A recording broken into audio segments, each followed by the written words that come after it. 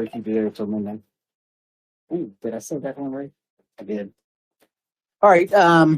Good evening, listeners. This is Mulberry Bush and Psychic Medium Tree with another episode of Mulberry Trimmings. You can find us on the internet, Facebook, and YouTube under Around the Mulberry Bush, and online Psychic Medium Tree under psychicmediumtree.com. You can contact her for services and etc. Hello. Welcome, everyone. There you go. We're excited to talk today about potions and tinctures and herbal remedies. That's right. Yeah. No explosives. No. No. And I'm going to go ahead and hit the enable button on call-ins. If there's anybody that would like to call in, we are taking callers. Yeah. And to hear from you. I was going to do a presentation on what's called the Elixir of Jerusalem, which was a potion in so many words that they didn't call things medication back then. So they had elixirs and potions and scrolls and spells and things like that. And in the military, when you went into combat, you had a spiritual guide with you. And that spiritual guide would hold on to all these little trinkets in his little pouch. And he was called the chaplain. So the chaplain was the one that had the recipe for the elixir of Jerusalem. And the chaplains of the Knights Templar got that from a prearranged joint membership with a group of counter military in the Middle East during the Holy Crusades called the Hashashin. And the Hashashin had like a gang ritual that they would do that would initiate somebody into their group of assassins. And from that, the chaplains were able to get the recipe for the elixir of Jerusalem because they used a lot of the ingredients that were all Middle Eastern, and so the Middle Eastern cooks were the only ones that knew how to make the med. So. Oh, interesting. Yeah, so that's that. I'll talk about the rest. I'll show the ingredients and all that after the next song or something, or whenever we can break for that. It isn't long, but it's interesting. Now, as far as potions, I will tell you as a psychic medium, I do not make any love potions. None? For anyone, nope, because they actually don't work. You can't force someone to love you. That is true. Yep. That is true. As far as healthful, healing, herbal tinctures, and medicinal use, that's true. What we'll be talking about. Well, one reason I wanted to do the Elixir of Jerusalem is because it has an ingredient in it that is a medicine that I use to help with my multiple sclerosis. Oh, wonderful. Yeah. So tell our it's listeners like a homemade recipe. About, like, how do you do? How? Well, let me play the next song. Yeah. And okay. then after that, I'll go into the ingredients and I'll go into basic what would take 30 minutes to make the actual recipe itself. Cool. So, all right, stay tuned. All right, so I know there's no such thing as love potions, but let's go ahead and listen to number 9.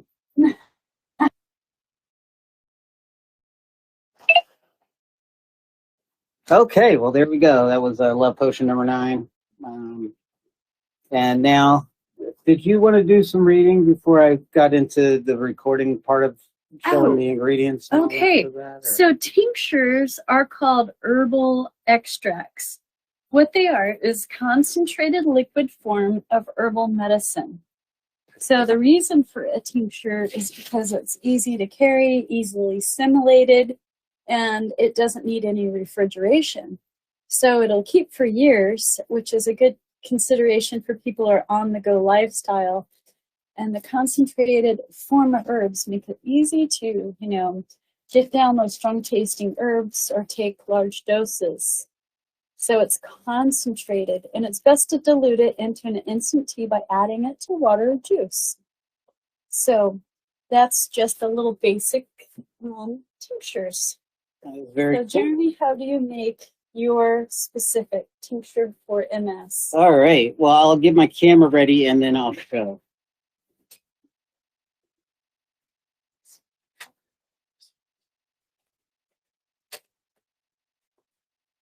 Okay. 5 hours All right. later, I'm back in position here. Okay, so a tincture, like you were saying, it's a liquid, right? So I tonight and the elixir of Jerusalem recipe actually called for palm of coconut, which is rum, but Okay. I'm actually using a lighter liquor. I'm using a liqueur, and I'm using an elderberry liqueur by Saint Germain. So it took longer to actually make my recipe than if you used a higher grain alcohol like a rum or a 151 or something like that. But a tincture is made with pure alcohol, right? And then you add the herb, and as you can see, there's an herb floating around in this already made tincture that I did.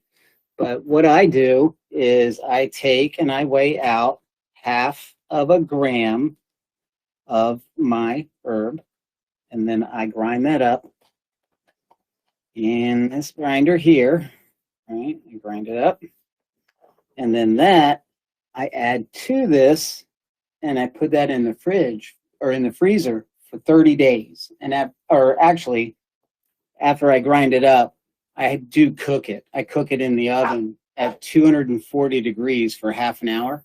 Okay. And then that is activated so that then after a month of sitting in the liquor, the activated cannabis then is absorbed into the actual liquid. So I don't need the leaf anymore. Now it's in the liquid, right? Yeah. Now, the elixir of Jerusalem is a healing potion. So these guys would get chopped by swords on the battlefield while fighting Muslims and all that. And this right here is a tablespoon of aloe vera, right? Okay. So you take a tablespoon of aloe vera, you take a tablespoon of the elixir, and you shoot it down.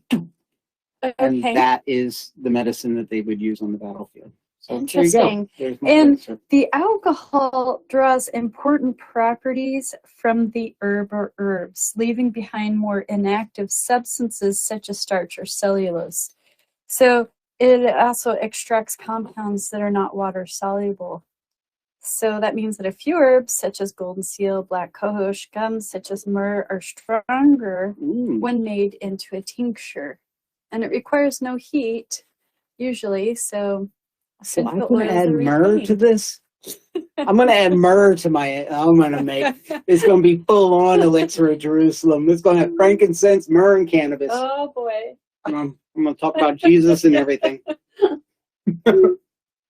Well, the Crusaders were there on behalf of Christianity, but a lot of them still practice the old pagan religions. So the first Crusades was drafted, and in order to join, the Catholic Church forgave you for your sins, and so 70% of the people that went to fight the first Holy Crusades on behalf of Christianity, their sins were they were pagan.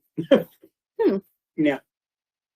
Isn't the Christian Crusades where the Christians murdered many, many Jews and Muslims?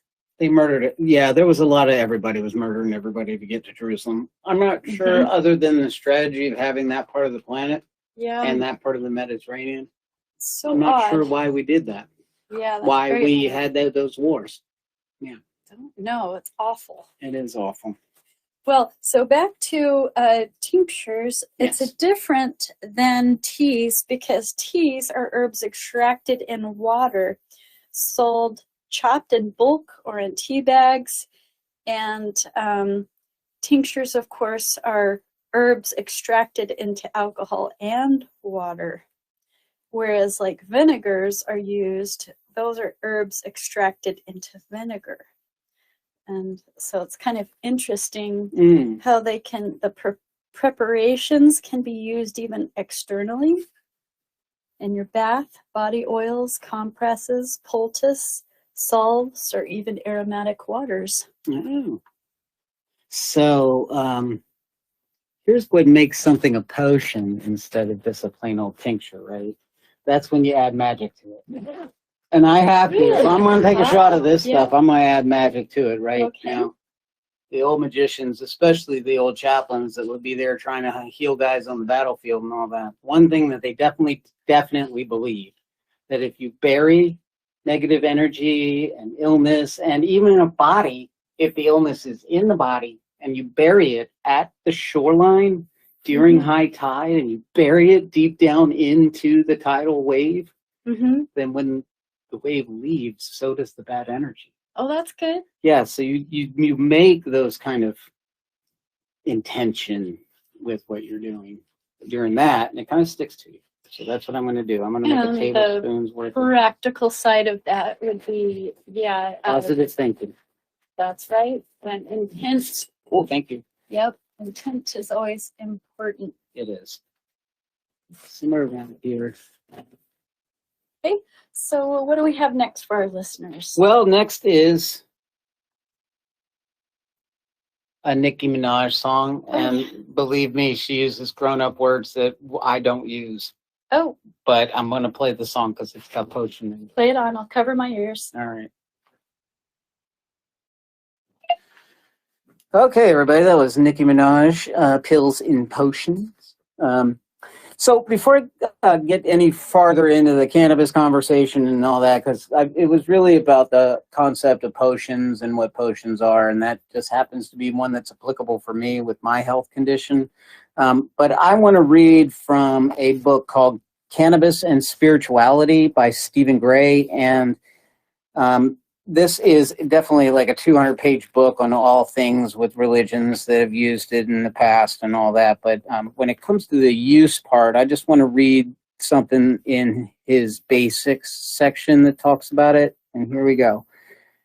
Cannabis can be tricky to work with. For many, even most of us, there's a learning curve in finding out how to most successfully benefit from the plant as a spiritual ally. A number of factors can influence the short and long-term spiritual benefits: dosage, strain, frequency of use, attitude toward the plant, one's state of mind and body at the same time of the encounter, the specific settings, and maybe most important, the ability to quiet the discursive mind and allow periods of inner stillness.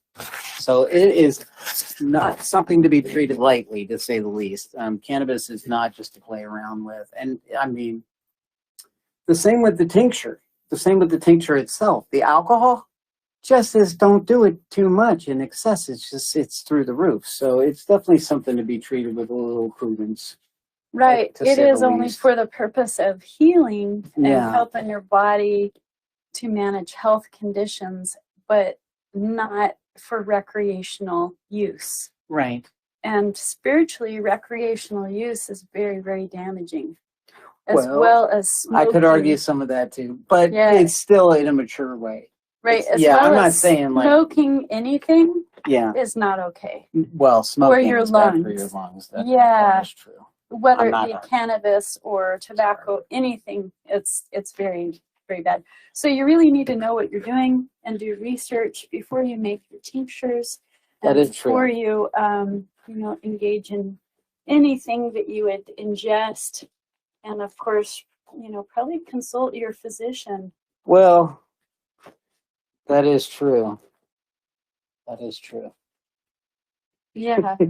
I can tell you what the physicians are going to tell you. They're going to tell you, go talk to your cannabis physician. And your cannabis physician is going to go on YouTube and go to Dr. Derek Butt. He died of cancer 2 years ago, but he is a super genius when it comes on how to make this stuff a medicine for you. He's just a genius. Right. But and I'm a proponent for doing, being as educated as you can about your medical condition. It's true. And using Eastern and Western medicine in combination, because you really have to use your discrepancy. Yeah. Because sometimes Western medicine will really want to hand you pain pills, which, unless you just had surgery, you don't need pain pills.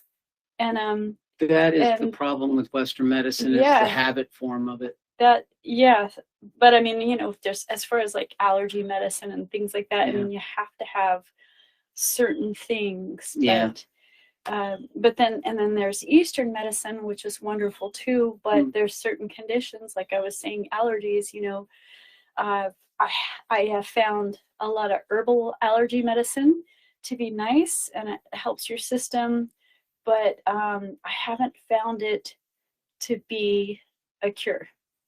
And was it Steve Jobs that died? That he was only utilizing Eastern medicine, and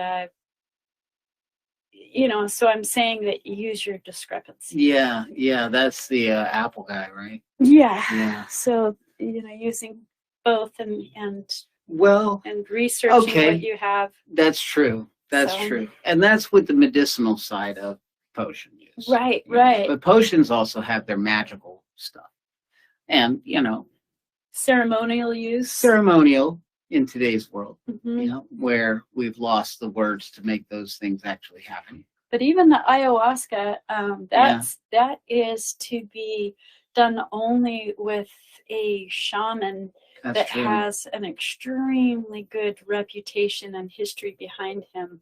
Right. Even that's abused these days. Yeah, there is some abuse. I've never done it. I won't, because I just, as a medium, I need to keep my energy clear of things. But everybody's different. So yeah. So you don't want to challenge anything that you don't know.